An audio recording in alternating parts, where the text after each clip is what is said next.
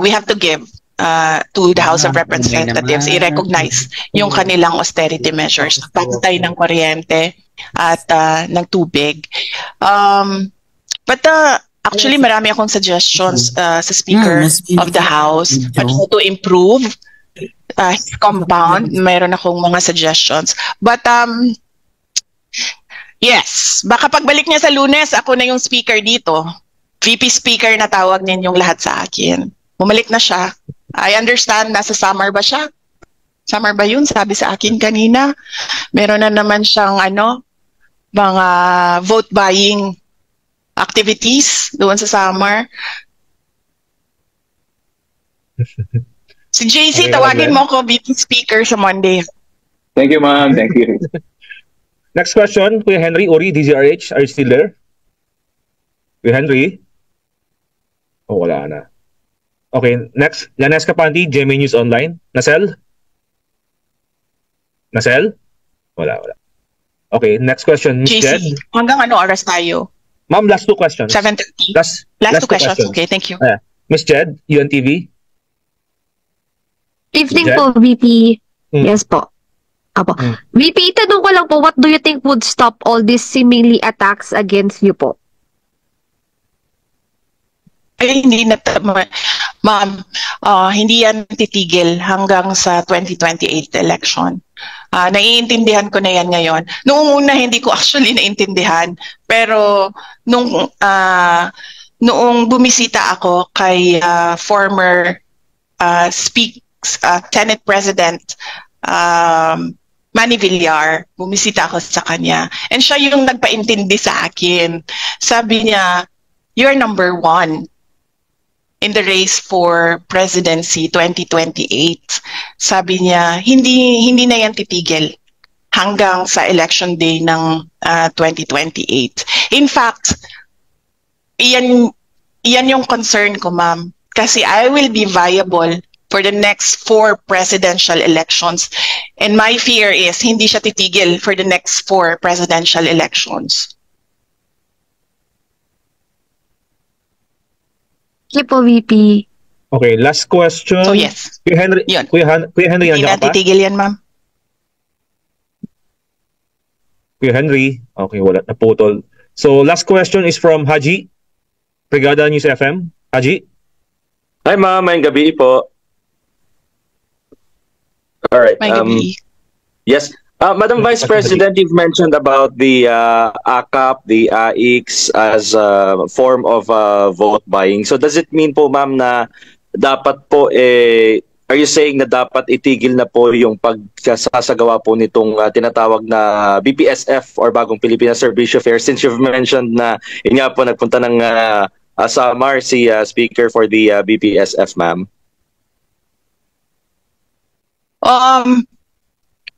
Well, yes, that is a matter na dapat pag-usapan ng executive department. Kasi clearly, ginagamit naman kasi talaga siya sa vote buying. In fact, noong nakaraang barangay elections, meron akong kausap na isang member ng House of Representatives. And then natanong ko siya, sabi ko, magkano ba yung suporta mo sa mga barangay candidates? And then sinabi niya, no, I don't give. Binibigyan ko lang sila ng allotment ng wala pang AKAP on eh. Binibigyan ko sila ng AIX and tupad. So clearly sa ganun meron ng parang some sort of admission from a politician na ginagamit siya for vote buying. In fact, noong nakaraang election din ng barangay election, merong nag-file ng case talaga, di ba, sa Davao Region. Kasi ginamit siya pambayad sa mga botante. Well, kung ako ang presidente, hindi ako papayag ng ganyan. Kasi para saan ba yan? Di ba para sa mga individuals in crisis at para sa mga kapos?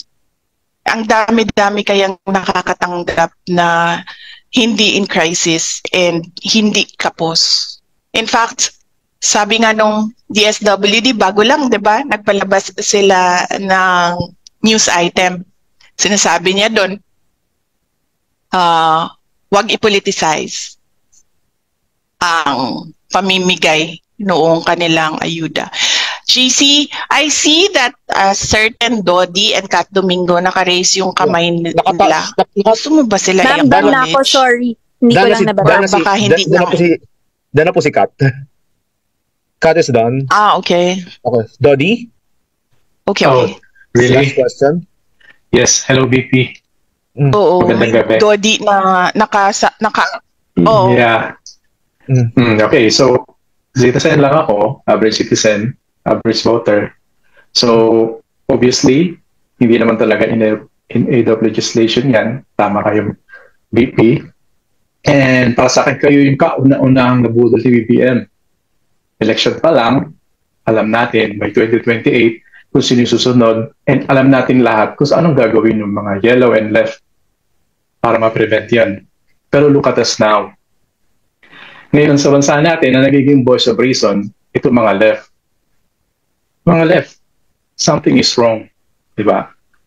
Ang ako lang, ma'am, is hindi naman seryoso, pero you think may sibling rivalry itong si Senator Amy at BBM? Kasi ini-expose at na-expose tuloy yung leadership ng kapatid niya. Yun lang, ma'am. Okay.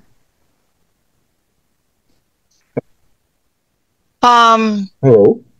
Well, hindi ko alam yung hindi ko alam yung sibling rivalry. So wala akong personal knowledge sa sibling rivalry. I can only answer for sa pamilya namin, sa Duterte family. Kaming magkakapatid, wala kaming sibling rivalry. Okay, thank you, ma'am. Thank you, Sir Dodi. For pointing that out.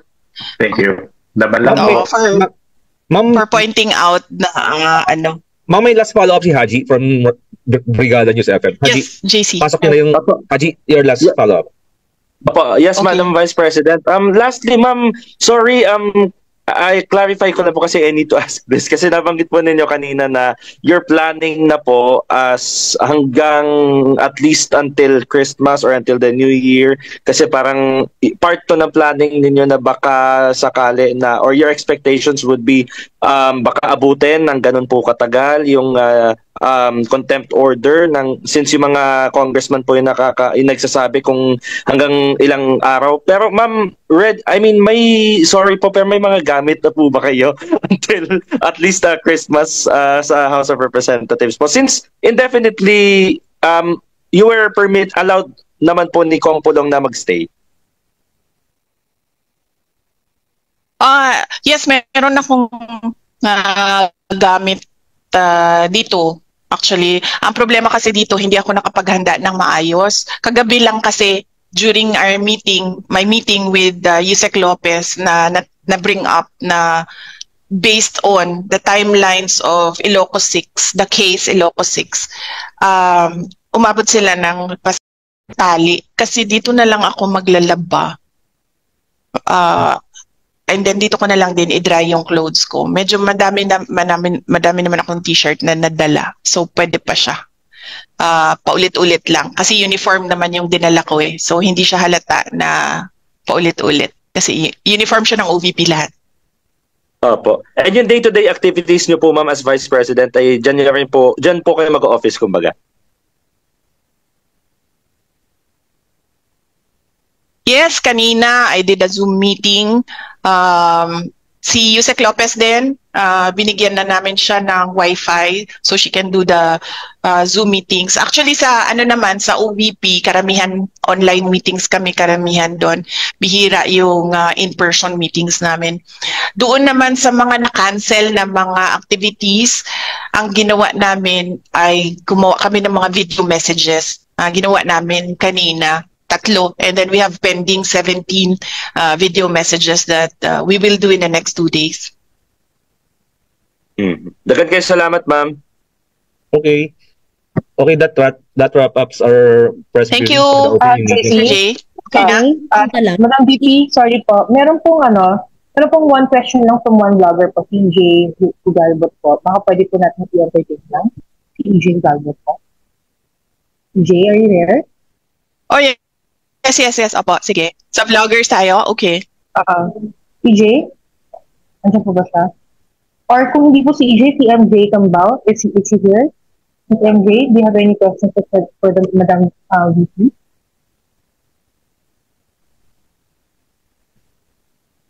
Alright, so mukhang wala po. Pero meron pa pong nag-raise ng hand okay. Are we going to... Ay, sino po? Ayun po si EJ Galbot po. Yeah, hi VP. 1, 2 questions. Opo. Yes. Hi, Inday. May gabi, Inday. Yes, last question, sir. Ay, from Cebu, Liloan. The land of the Castos. Day, mayong gabi. Yes, mayong gabi. How is the family, no? Your husband, Mans, and the children, and PRRD dealing with what has been going on for the last 24, almost 36 hours na with you there in the house, and your plan actually to stay there for a while until about after the new year of 2025. Yes, sir. Opo. So as long as merong meeting na OVP personnel, kung saan man yun sila ma-detain, our preparation is lalapit ako doon sa kanila so that I can visit them every day para hindi ako nagbabiyahe ng matagal on the road. And then I can do a lot of things as well dito sa office. CPRD, hindi pa kami nagkausap, but knowing PRD, baka nga gusto nun pumunta dito. Kaso isa lang yung sofa dito, kaya hindi pwedeng pumunta si President Duterte. My husband, nag-text siya kanina, nagtanong siya kung ano yung mga kailangan ko, and then I told him na kompleto naman yung mga gamit ko dito, so walang problema. And then sa family na naman kasi namin, sir, kapag merong isang parent na wala sa bahay, we always do a video call every night. So meron kaming ganun every night, basta merong isa sa amin na wala sa bahay. So meron kaming communication or meron kaming family discussion every night. Ang hindi ko palang nasabi sa mga bata is kung nasaan ako ngayon. Kasi ang expectation nila ngayon nasa Cagayan de Oro ako. But tonight, during our video call, sasabihin ko sa kanila kung nasaan ako. Especially so that yung isa sa mga anak ko, ninang niya, si Yusek Zulaika Lopez. The only ninang. Kasi ano lang yung godparents niya. Isang ninong, isang ninang. And they're very close, yung anak ko tsaka si Yusek Lopez. So I expect her to understand kung bakit nandito ako. But mag-usap kami mamaya. Dahil follow-up question na lang, no? You mentioned Thank you. Baka pupunta si PRRD dyan. Yes. What if maraming mga supporters mo ang gusto na rin pumunta dyan sa batasan, mga ordinary Filipinos? Yes. Yan din madami actually nag-text sa akin, sir, na gusto nila pumunta. And then sinasabihan ko sila na wag na kayo pumunta. Alam ko lahat ng mga tao ngayon ay kulang ang kita, kulang ang hanap buhay. Sabi ko sa kanila, tumutok na lang muna kayo sa mga trabaho ninyo para maganda or masaya yung Pasko ng mga pamilya ninyo. So yan yung lagi ko sinasabi sa mga tao na sinasabi nila na pupunta sila dito. And then meron ding one or two politicians na nagsabi na pwede ba silang bumisita dito. And then I told them na bisita na lang siguro sila sa office hours na ang House of Representatives. So wag during weekends kasi wala namang opisina dito. And wag after office hours. Thank you, Day. VP, palihog po. Thank you. Sorry, last na ma'am. Ayong gabi. Magandang. Yes. Ma'am? PRRD. Ma'am, sorry. Makakapunta kayo? VP Sara? Hello? VP Sara, sorry, ito, I have to ask a question. Yes, ma'am. Your father po, si former President Duterte, Sino to? po, when he attended the Quadcom hearing po before, no? And you were there. TV5. Opo. So, si PRRD po, he took the oath po when he attended the Quadcom hearing tungkol nga po dun sa EJK po nung patayan dun sa kanyang Jaguar.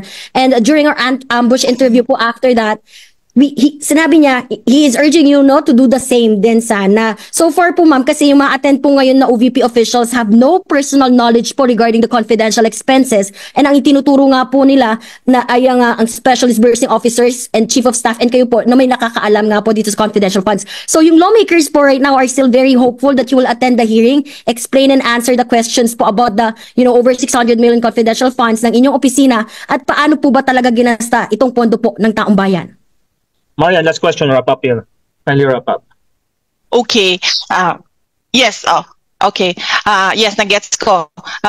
Unang point mo is sumagot sa mga members ng House of Representatives. Sinabi ko na kanina kung bakit ako hindi sasagot sa members of the House of Representatives. Dagdag ko lang doon na the power of the purse is the power to give or take away money. Hindi sila ang nag-audit ng utilization na ang government funds. Yan ay exclusive domain ng Commission on Audit. Yan ang sinasabi namin lagi. Sumasagot kami, nagko-cooperate kami sa Commission on Audit. Kahit pa we feel na sinasabihan na ang Commission on Audit ng mga some members of the House of Representatives kung paano mag-audit, nandoon pa rin kami sa full cooperation sa Commission on Audit. Sabi ni PRD na yun din ang gagawin ko, mag-uusap ko and mag-attend ng hearing. As I said, umattend ako. Hindi lang ako nag-oath because meron akong objection sa unconstitutionality ng rules ng House of Representatives. Pero in an inquiry in aid of legislation, does it matter kung may oath o wala yung tao? Nandyan yung tao as a resource person. You're there to ask them information para makakraft ka ng batas. So, does it matter kung naka-oath siya or hindi? Kasi pwede mo, you as a legislator, you have to sift through all the pieces of information that were given, diba? Hanapin mo ano ba ang dito relevant, ano bang hindi relevant para ka makagawa ng batas. Pero hindi naman kasi ganun nang nangyayari. Ang ginagawa nila, they're taking on the role of a prosecutorial investigation. And pagdating naman kay PRD, he's already a former president. So, sabi nga niya, di ba, huwag kayo maniwala sa akin kasi vice president lang ako. Hindi ako maniniwala sa kanya kasi former president siya. Hindi naman siya incumbent president. Alright, I think that's it, no? Ma'am, okay na po ba? Thank you!